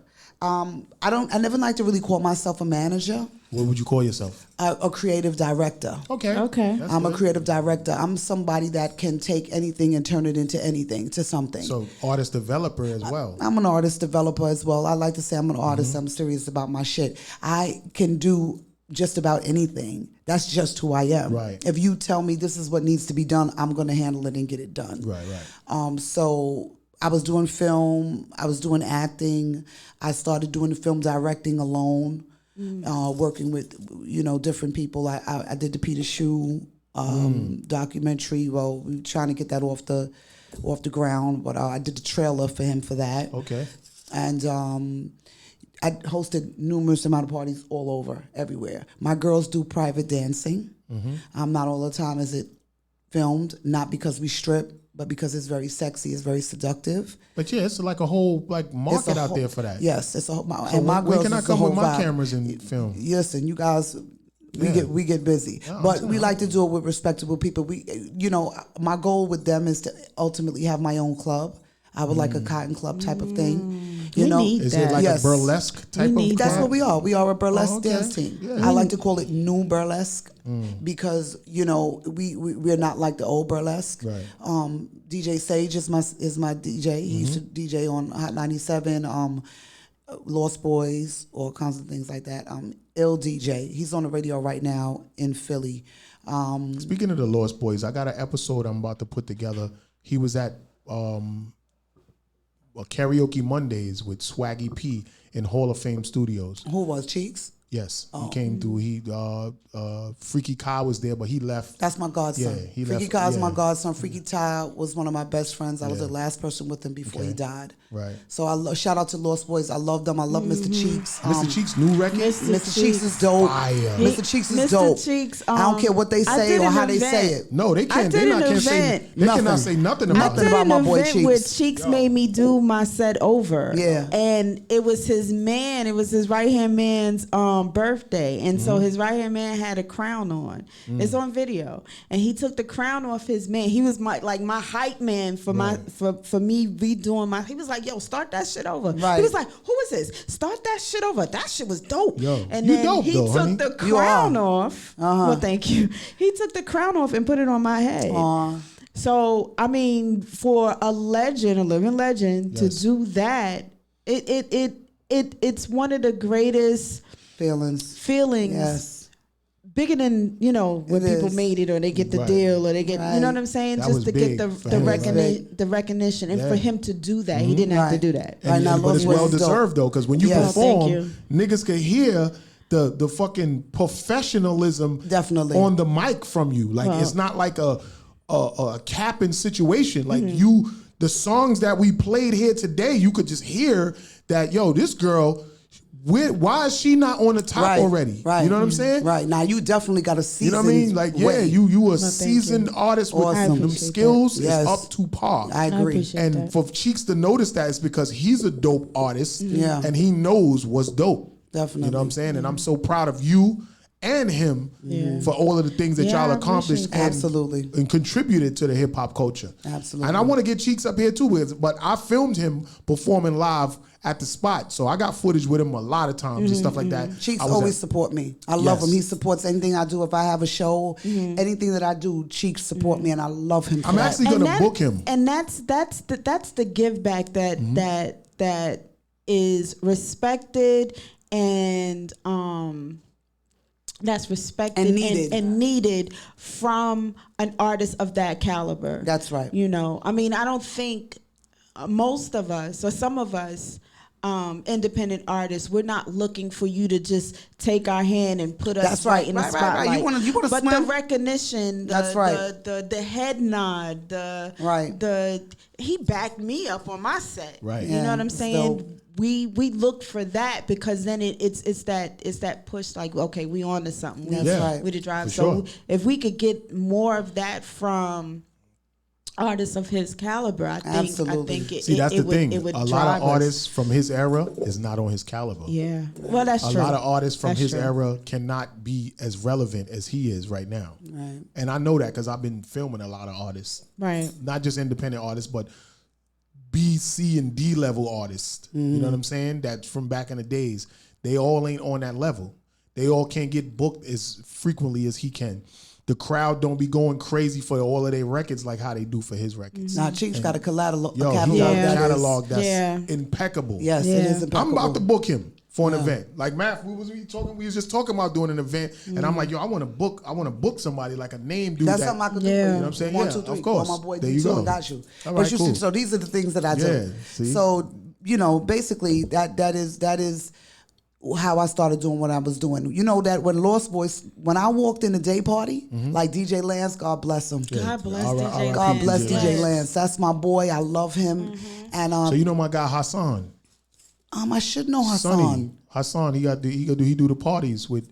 He be always booking Funk Master Flex, tall, pretty boy. Yeah, pretty boy. He got Yeah, the jackets. Yeah, I know Hassan. The poor jackets. I don't know about the jackets, but I know who he is. Yeah. You know, I know people because you see so many. You just, but party for the party and all that shit. Yeah. So I come in as soon as I come in the spot, they throw Lost Boys on, either that or 50. As soon as I step in. So now I'm starting to see, hold on, now I could let me see what I could do to make some money with this right here. Then that's when I came up with the idea of Platinum Plus P Entertainment. It's been 12 years now. Okay. Now we've been doing Platinum Plus P Entertainment, very, very successful. A lot of private parties because it's very sexy. So we do cigar parties. We do, sometimes... men like to have private parties. That's all I can say. You understand that? Well, see, my brain is already churning from what you're saying. And I'm already thinking about like booking artists and having you be involved. Because me and Math, we talk about doing parties all the time. So having vendors there and mad weed and shit like that, that's already a goal. Do you have a 360? The 360 camera? I got one. You have one? Yes. I got one. Yeah. I got one. I got some ideas. Okay, we're gonna talk behind the scenes. So you know what I'm saying? Like we should work and do something. We definitely gonna do that. I'm saying I got a couple $. Like I could book artists and get other artists to open up and film it and put the shit on networks that I'm involved in. Like, are y'all cool with being on film and shit like that? Absolutely. My girls, I'm talking about we do everything. I design and come up with all of the shows, do all of the music. I score all of the music. I could damn near be a DJ. I could damn near be a producer. So you know what these girls is coming out to dance to off the rip? Off the rip. My show game is tight. My girls is tight. Do you have it? Do you already have it like on YouTube or anything like that, or a website, or like where we can? No, because it's kind of, the dancing is a little private. A lot of times we don't do no taping. Okay. Because a lot of men are there and some of them are executives, some of them are CEOs, some of them are not in a position where you could be taping, so we prefer not to do any taping. We tell everybody. But when we do our events, taping. it's going to be That's more fine. of a... we do taping. We do so liturgical dancing. You're going to be performing at these events. You're going to be there for sure. Yeah, we do liturgical dancing. So liturgical dancing is prayer dance. This is where we started out. Me and my cousin, the lead choreographer, Peach. She does prayer dancing. She does everything. All my girls, I have about 25 girls. Wow. All of their names start with P. Where? Wow. I named all of them. Name 10 of them real quick. Peach, Pepper, Paz, Precise, Posh, Paige, Pumpkin, Princess, Polka, Pretty, Patty, Pearls. Yo, she deserves a hand clap for that. Definitely a hand clap for that. I got all my girls' names Wow. start with P. There's Out nobody of named platinum. Pussy? No, well the P, Punani? the P, the last P. Oh God, my father don't watch this. The last P is for pussy. Right. It's platinum plus P pussy. I was given that name. I didn't take it. I was given that name from a nigga from Rochdale. Okay, such a girl is the platinum. So when he gave me that name, I just ran with it. He gave me that name in 2005. Okay. And then that was it. Everybody started calling me platinum.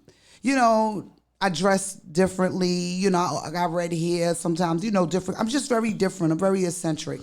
So people grasp to me. So does that affect the fact that, because you Muslim, right? Yes. Your name is Nikki Mohammed. That's right. So My name is Nicole Mohammed Abdul Kabir, all to right, be so exact. exactly. So with that being said, does the tattoos and the women and everything and coloring your hair and all of that, does that anybody in the Muslim community look at you funny or have criticized you? Well, How they does that would. work? Some of them might, but they know that in our religion, you have to give your brother and your sister 70 excuses before you can say anything about them of why they are doing whatever they're doing. No one knows my walk. I'm not looking for anybody to judge me anyway but Allah. Only Allah subhanahu wa ta'ala can judge me on what I'm doing. He's the closest to my heart. He knows what it is I'm doing and why I'm doing it. I covered up. I did the 3/4 cloth. I did that for 5 years. Right. I'm married. My husband is one of those Muslims. He get Arab money. He be in Egypt. He be in Yemen. And he's from the hood. Right. He's from Left Rack. Nas and Nori and all them, that's his boy. Right. You know what I'm saying? So, come from a little history. My first baby father's from Brooklyn, Fort Greene, older school. So he comes from the era of Salt and Pepper. Dana Dane is one of his best friends. So I got that little link in there with that era as well. That's the East I Elmhurst. always wondered how to marry the two. That is, let me tell you how you marry the two of any situation. You have to know them. A smart man once said, the only way that you can truly understand what you're doing is if you can explain it in layman's terms. Gotcha. So you have to be able to understand whatever you're doing, no matter what it is. Right. How do you understand it? Right. And how are you able to explain it? All right. So I'm somebody that was able, this is where my job comes in at, where I was trained educationally from the experience of working with people, different people's on all different types of walks. And now to come and deal with people on this type of, it always balanced out for me. Right. I was always able to balance it out. Okay. For me, I walked on this Mount This is my new best friend. I just want you to know this is my new best friend because she speaks my language, and to be able to have the same energy or vibe with someone, Right, it's rare. You have to, right?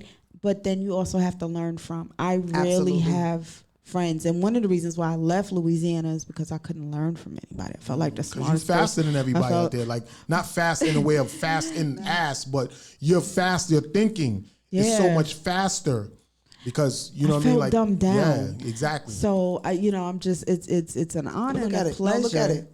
It's an honor and pleasure to meet you. Thank you. And Thank speak you to so you. much. Listen, it's an honor and 'Cause pleasure to meet it's you. rare to meet a gem. Thank you. It really is. Thank you. And I don't you're an Aries, so There you go. we don't take to people like that. We'll stand off and be like, okay, Right. cool, hello. But see, that's the thing. Peace. Like, I was initially talking to her about getting DR period up here, Mm-hmm. but as more texting with her and talking to her, I was like, you know what? I need you on the show. Like, I need to pick your brain and have people know about you and what's going on But with you. shout out to you for making what I mean? this possible. Like, 'cause I wanted you up here. Yeah. I needed you. because this oh man. I kind of knew what I was doing, but yeah, you knew. like, real talk, like, I wanted.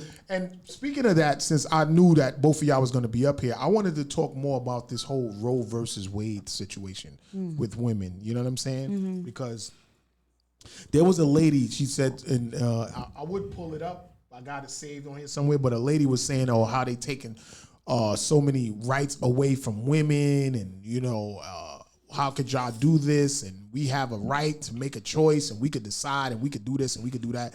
And I understand that but does the babies really have a choice?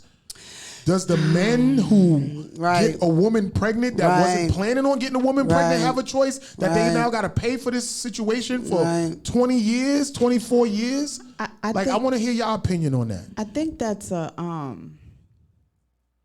think that's just the bare server. I don't even think that's what that's about. What it's about, you think? Okay, so you have these older Caucasian types, white guys, that they're losing they're dying out. Mm-hmm. The ones that don't fuck with us, they don't fuck with any person of color. Right. They rather keep it white. So they're dying whitewashing out. Everything. Yeah. So what happens is Planned Parenthood was started because there was these they wanted white to kill women. black babies. Well, let's look at the other side of that. There was these white women that were having these babies, and the men were off to war, and who was going to take care of these babies? You know what I'm saying? So women were going to get these abortions. You know what I'm saying? So what happens is, right? We you know how we do as a people. We do it because, listen, Tyrone, he ain't coming back. I can't have a eighth baby by him.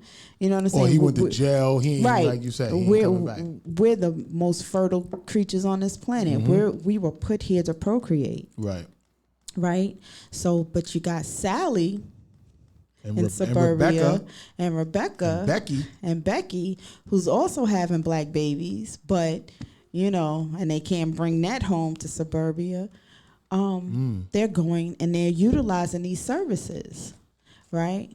So what happens is, if you take that away, then it forces the Caucasians to have these babies, and therefore now they're mass producing, and so now they're the majority. You know what I'm saying? They stay in the realm of being the majority. Not really, because not to rebuttal what you're saying, but if any other nationality besides black or dark have a baby with a black person or a dark person, that baby is now not considered a Caucasian baby. I know, we know that. Yeah, they know it too.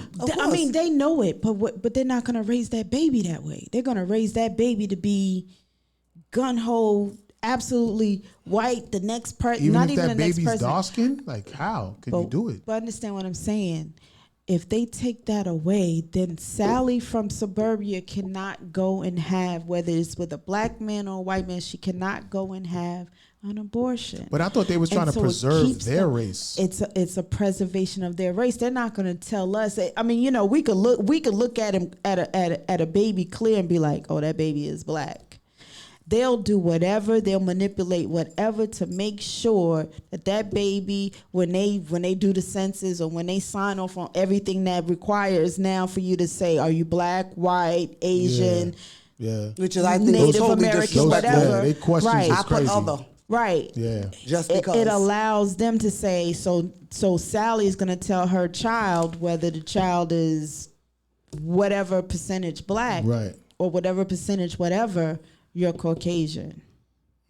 You understand what I'm saying? So I think it's much bigger than they're trying to kill off our race. Of course they are, in the foods, the air, the water, the COVID, whatever. You know what I'm saying? But this is a way of them trying to preserve their race. Well, I really never looked at it in that perspective, because I'm going to tell you my perspective on it. We're going to give to you Platinum Plus, but I just feel like this whole situation with them dead in the Roe versus Wade is because they don't want. Honestly, I don't really understand what they doing to do this. Because the census are never right. They're never right. I don't understand. Just like they say, oh, it's more blacks on food stamps. That's incorrect. That's incorrect. Exactly. It's mad Jews and Asians Absolutely. and Mexicans on food stamps. It's the same with abortions. We keep our babies, no matter how much shit we go through. Because Shaniqua in the project, she do got 7 kids. We make it happen. And plus, you know what? The fact that they give more welfare for a woman with more kids, of course, like a lot of the black mothers, they're going to keep their babies. But besides that, the numbers are not correct. We take care of ours, no Yes. matter how we do it. We got Medeas in our life. We got aunties. We got, even if the father's not involved, then the grandmother of the mother of the father is involved. So we know we are the actual community. Right. You know what I'm saying? We know how to do that. Let Sally in suburbia have a baby. Nobody is helping her. She's not going to get that help. They're kind of like still back in the 50s in the white community where the mothers just take care of the babies and the fathers go out and work and do whatever. But nowadays in our community, there's a lot of, because we've been so projected to fathers not being in the life, in the kids' lives, that now, and this is something that I promote real hard, fatherhood. Fatherhood's priceless. Hashtag fatherhood, hashtag priceless has been my hashtag for the longest. But we have stepdaddies. Yes. We have uncles. That's Listen, right. my father was never in my life.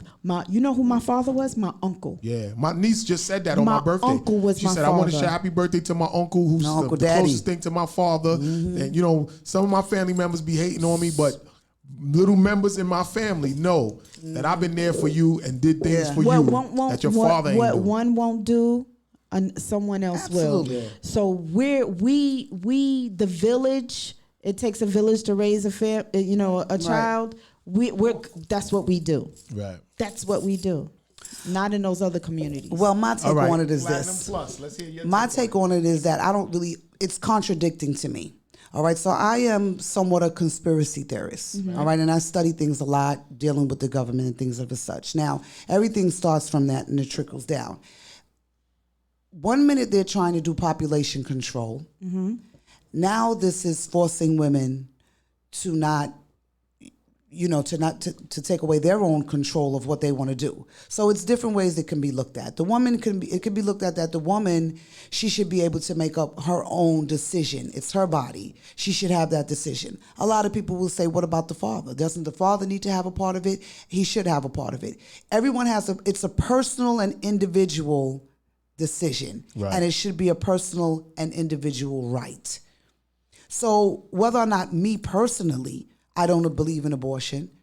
And not that I haven't had one. All right, but I'm just saying. Keeping it 100. Yeah, things, different times brings on different types of measures. So a woman, though in Islam, we are not to kill our children in fear of poverty, right? But we wasn't taught that. We was taught, especially in the 80s and the 90s. Not in the 80s. I wasn't doing nothing in the 80s. In the 90s, though, but it stems from the 80s. They didn't teach us about having children and multiplying. They taught you that your period was bad, hurry up for it to be and go. Nobody taught you that once that happened, you're not going to have a baby again. That makes you, no one told you that. Then no one didn't say, well, some type of birth controls. Abortions was birth control. You get pregnant, next thing you go to abortion clinic. Choices. Monday morning you pregnant, Tuesday morning you in choices. Yeah. And that's how it was in the 90s. And the choices was right there. It was on Queens Boulevard. Yeah. So, it depends. I'm not sure. I remember picking up one of my baby mothers from there before. That's right. I'm not too sure what the government is doing. I think it's all about preserving their race. I mean, because we take care of ours. Yeah, but we'd be like, fuck, damn. But taking away abortion is not going to stop inter or multiracial. Yeah. I just use that as an example. I don't think it's a multiracial thing. I just think if Sally gets pregnant and she's in her career, she's. But black people think that. They have black women that feel like that. Yeah, but I don't think it's. I don't think it's about us. I think it's more about them. I think it's more. Sally is like, I'm not having a baby. I am about to be vice president of my firm, and I have no time for a child. I can always freeze my eggs, or I can always adopt. Well, that is one aspect. That is one way of looking at it. They want them to have them babies. It really is. It's one way of looking at it. Because they're dying out, and they are becoming a minority. Well, I want to speak upon it's a lot of women's rights speaking on CNN and CNBC. Me too, and they're saying, oh, women's rights. But what about, because in some states they can have an abortion all the way up until the baby is about to be born. That's kind of like killing a baby. Yeah, that, That's you know, what but about you know the what? baby's rights? But you That know is. what? That's another issue. It's another issue. It's They're a not whole talking different about issue. that. Like a lot They're of this not. women's rights. Oh, we have the right to choose. But What about the baby? Yeah. And what about the dads? Like, Right. there's women out here recklessly having sex with dudes unprotected, knowing that they don't love them and that nothing's gonna ever come out of it. And now you have a baby, and you this man now has to pay you whatever 17% of his salary for Right. 20, sometimes 24 years if the kid goes to college. And he didn't sign up for that. Well, you know what? That goes back to safe sex. Yeah. I'm gonna go back to see, that. that's why this whole thing- We have to, as a community, as a black community, we have to restructure our first of all, we have to restructure our mind frame. And we have to restructure our way of thinking when it comes to sex, when it comes to family. You know what I'm saying? Me and you could be like, all right, boom, we're going to be in this relationship, and whatever comes from this relationship, this is what we're going to do to move forward. If me and you are like, well, you know what, you fine, and you fine, and we're in lust. Oh, you look at me like that? You know, we're in lust, then we definitely needed to say to each other, we have to strap up each and every time. Right. You know what I'm Well, saying? that's responsible adults. responsible. But even with responsibility, you got to also remember that love and infatuation kind of like feels like love. Right. Lust, love, and infatuation can feel like you love a person. 'Cause Teeter, right? Yeah, you teetering on it, but you know that feeling that But you love then that person if- can overtake reality. Absolutely. And say, well, I know it's a lot of flags with this motherfucker, but Yeah. I love being with them right now, Right. and we love having Right, sex. right, So right. Right. let me just squeeze off, or let me just stay on him, so that you know what I'm But saying. then, And then they get pregnant. but then we need to have a conversation. Listen, my first pregnancy, I told the dude, I was like, look, this is what's going on. So he was like, what you gonna do? What you mean what we gonna do? I'm coming to have a conversation with you about what has happened. Right. So What we did. right, exactly. So I didn't have an abortion. Unfortunately, you know, I lost a child. I miscarried, but it So you kinda left me. dodged the bullet, though. Right, but it left me thinking like, dude, I came to you and said, this is we created a being here. Right. You know what I'm saying? So what are we gonna do? You know, I didn't just be like, well, you know, I'm 5 months pregnant, this yours, you know. And you gonna pay. Right. I didn't do that. But at that point, it was up to him to say, all right, do you want to have this baby? I would like to have this baby, because then when I got pregnant again, he held me, was like, well, you cherish this baby more than you cherish our baby. And I was like, well, you didn't give me anything when I told you we was pregnant. And the difference is I went through the third trimester before she passed away, and I got to feel the baby kick. When I was pregnant with your child, before I could feel anything, I miscarried.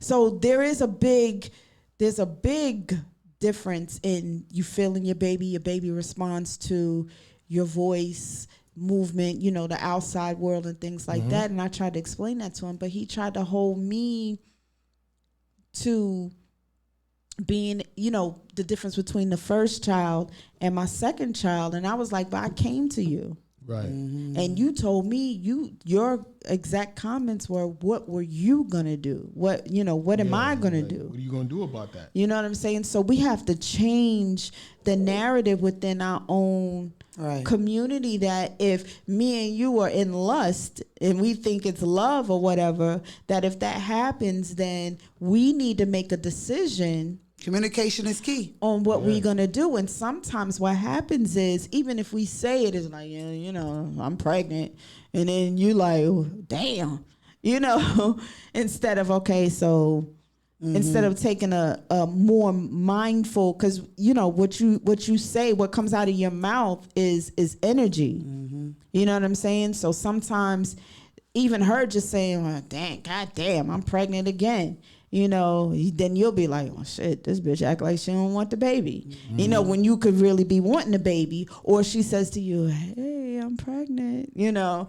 And then with my second son, Horf 3, like y'all seen him in the video, the second one that was rapping, the thicker one. I wanted to have him. Like at that time, I was going through a situation with my wife. We was separated for about like 7 years at the time, and I was in a relationship with this girl, and I was still hurt off of the wife situation breakup and the separation. So I really wasn't as respectful to this woman that I should have been, but I still loved her. I just wasn't as respectful to her as I should have been because I was still heartbroken off that last relationship. But when after 7 years, yes, that's I still deep. was fucked up. That's deep. So, but when she was pregnant for probably the third time, because she had an abortion one time and then she had a miscarriage, but the third time, at that time, my oldest son was 12. And he was already in another country with his moms, and I was flying him back and forth or whatever. But at that time, when I got this woman pregnant, that third time, I was like, I want to have this baby. I want this baby. But I still wasn't ready to be as loyal and faithful to her that I should have been. But I knew I wanted a child, and I was going to take care of her and him because I wanted this baby. But she was the type of woman where she went through shit with her father and her first baby daddy, So when I started doing my fuck shit, she was like, nah, I'm not dealing with this. You got to go. So and I was like, yo, we just had a baby. I ain't going anywhere. We going to work this shit out. We have to restructure the black family to get me out the situation. And it's been like that till this day. Like my son will be 14 years old. We have to restructure the black family. I was going to say that it's imperative to understand where the people that we're dealing with, where they come from. You know, everybody comes from something. So they're going to come with that, with everything that comes with that, So it's imperative for us to try to reprogram, Absolutely. everyone, and that would change everything. Absolutely. So the moral of what I was getting to with this whole Roe versus Wade overturning thing is that it seems to me like now with this new law stating that in certain states that they can't have abortions, a lot of women and men should be a little more precautious. Absolutely. With what they're doing. Absolutely. That's what it's about. They need It's to an be a little bit individual more choice. precautious. Yes. And I think people need to know more who they laying down with. Absolutely. You know what I'm saying? Absolutely. Anybody could be a potential baby father. You know what I'm saying? Like, or baby know mother. who Anybody. you laying down with. And we spoke about this yesterday, and I want to put this on record. Are y'all hearing me clearly? Yes, we are. We have to be more supportive of our black men. Yes. Absolutely. We have to pour into our black men. Absolutely. We have to stop with the emasculating of a black man, because I definitely need you. You know what I'm saying? Like, I need you as a brother. Absolutely. I need you as a father. Absolutely. I need you as a Uncle, husband, everything. Everything. you know what I'm saying? So we have to stop. I saw 2 videos, Amber Rose and one of my friends, I'm not going to call out, but I'll have a conversation with her on the side. Right. But we're on this whole shit. Yeah. And we're on this fucker nigga shit. Oh my God. And we need to stop that. We can have a whole show about that, babe. Yeah. We need to stop that. Just... We need each other now more than ever. Yes. So being that women are on the rise of power, whatever you want to call it, definitely in a position. We of need power. to pull our black men up to with us. Yeah. There is a like the Egyptian the Egyptian statues have the king. He's a half a foot ahead of her, to the left of her. There's a time when we have to step forward, and then we're in front of him, but we need to pull him in a line with us. I agree with you. I agree with you 125%. We need you black men, and we need to. And we need y'all to need us. We Yes. need and to, show us that you need us. Yes. We need to be more conscious about that, and we need to speak life into you. Yes. We need that. We definitely, so I y'all said are it definitely here first. to be our companions and show us and uplift us and That's encourage right. us, because we need that. Like sometimes when me and my lady was going through a whole bunch of situations, then I would say to her, I was like, you get more bees with honey. Yeah. It's better to Than encourage vinegar. me and butter me up and and pamper me with love than try to shut But down then on you me. guys and also show me. have to be receptive to it. Oh, I am. I mean, But not you. Some women just don't but give it because some y'all men, are so bad. It's so embedded bad. men with, need to be fuck a nigga, I receptive don't to need a it. nigga. Fuck my Yeah. father. Yeah, He chivalry wasn't here. is So dead. when you You know get what I'm them, because then you brothers have barbershop talk.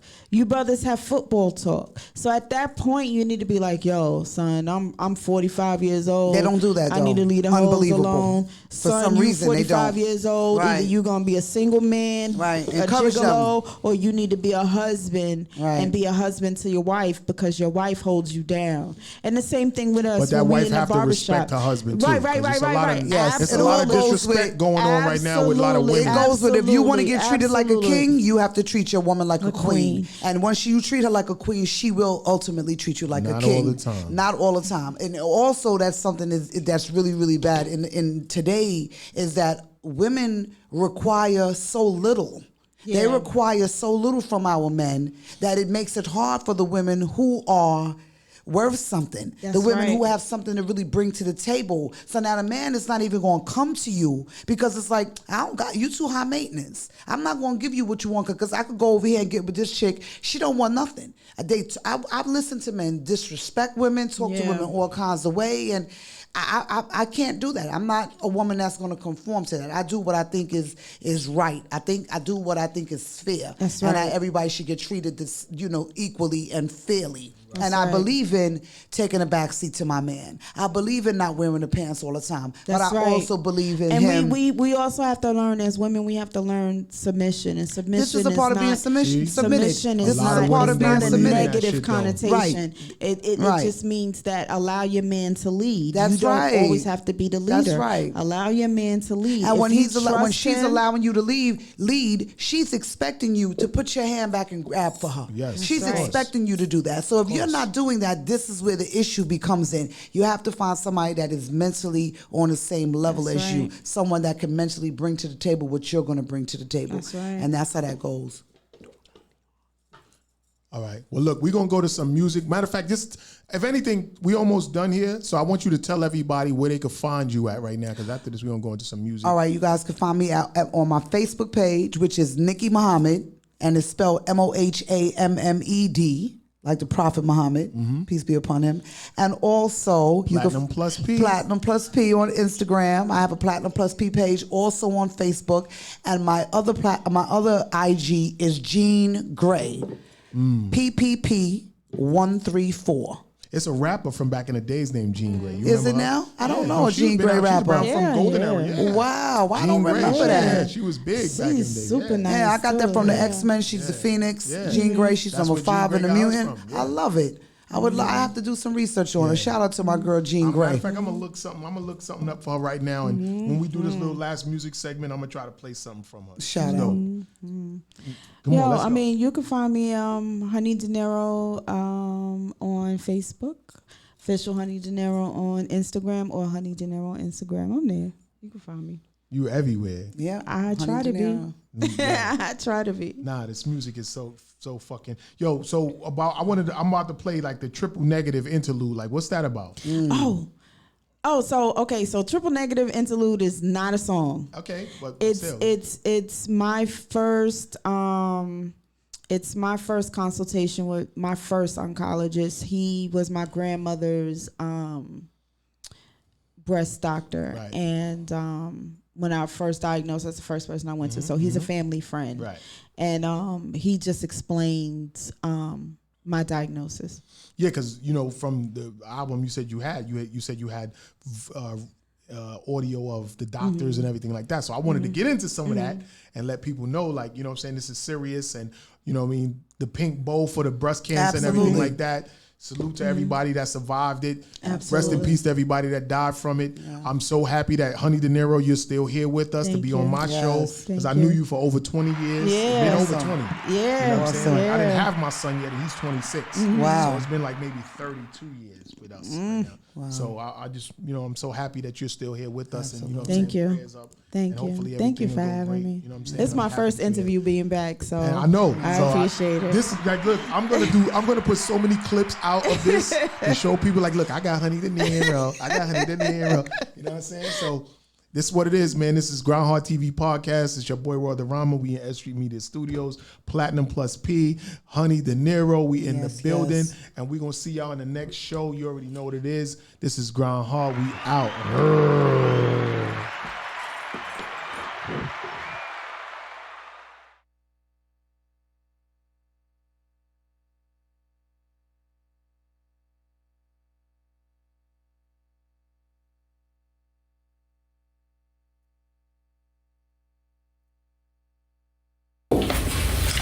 what's come clearer or clearer to us is that for patients who present with a triple negative breast tumor is to do surgery first, and then looking at the stage and the characteristics of the tumor to give adjuvant therapy. Now, adjuvant just means therapy that's given after surgery. Okay. It could be any kind of, so it could be radiation, it could be hormones, or it could be chemotherapy. What we're hoping in your case, because I'm going to suggest that this is the approach that we want to do. The better the response of the tumor, then we know that the better off we are for the long term, okay? Okay. Your breast cancer is what's called... And then go crazy. Hello? Excuse me, niggas just stepped in the room. And we came with them gangsters and goons. These niggas is widows, they don't get no room. No construction, we came with the tools. We up your block, they talking no broom. Every night you get put on the loose. We don't listen, we breaking the rules.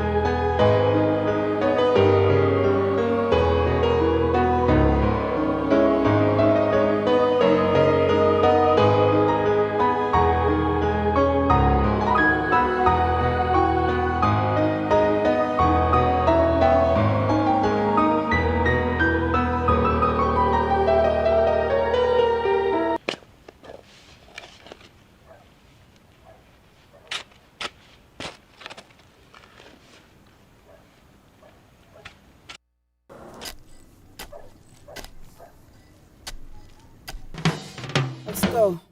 Yeah.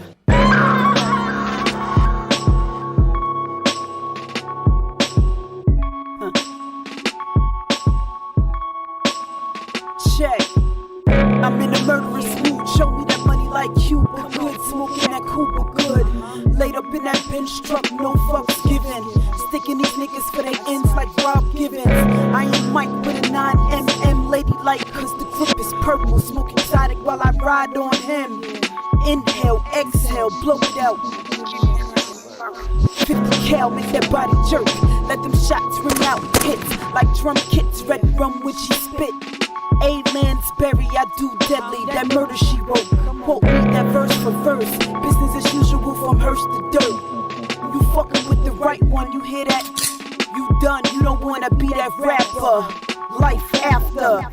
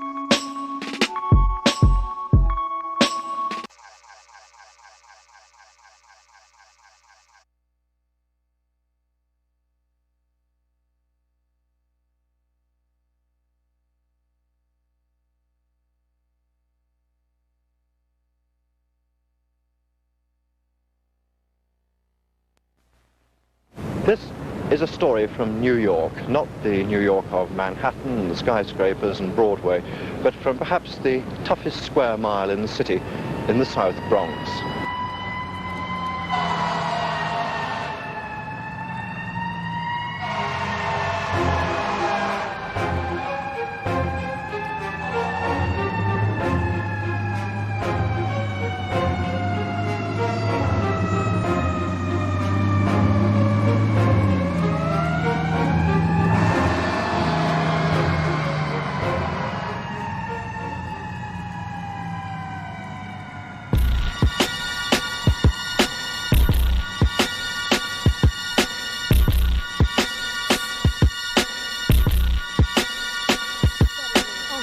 With that 50 cal BX to Brooklyn. Kush or that Maui loud mics get tookin'.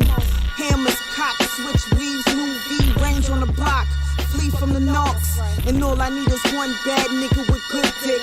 Trap, then stack my money overseas. Domestic, the best is.